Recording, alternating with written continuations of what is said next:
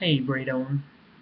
So our verse today is going to come from our Bible study for today comes from 2 Corinthians chapter 3, verse 6.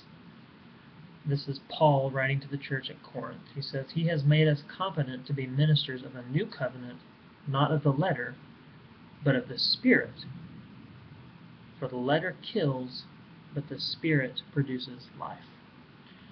So what Paul is talking about here is the difference between the old covenant, where God had a promise or a covenant with the people of Israel, that if they would follow the law, then they would be saved.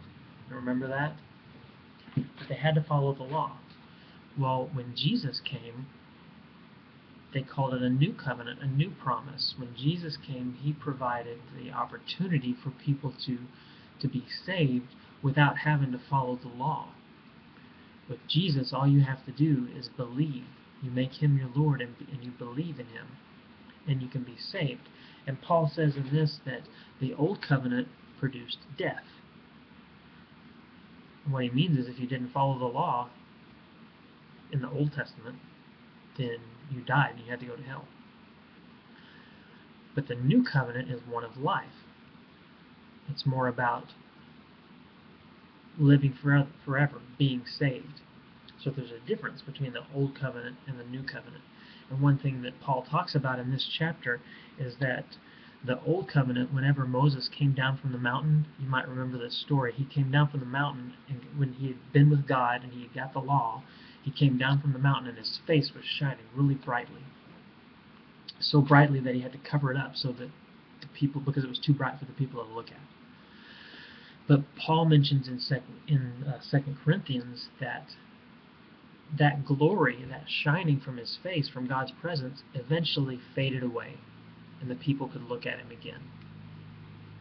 And that's one thing about the old law, or the old covenant, is that eventually, after time,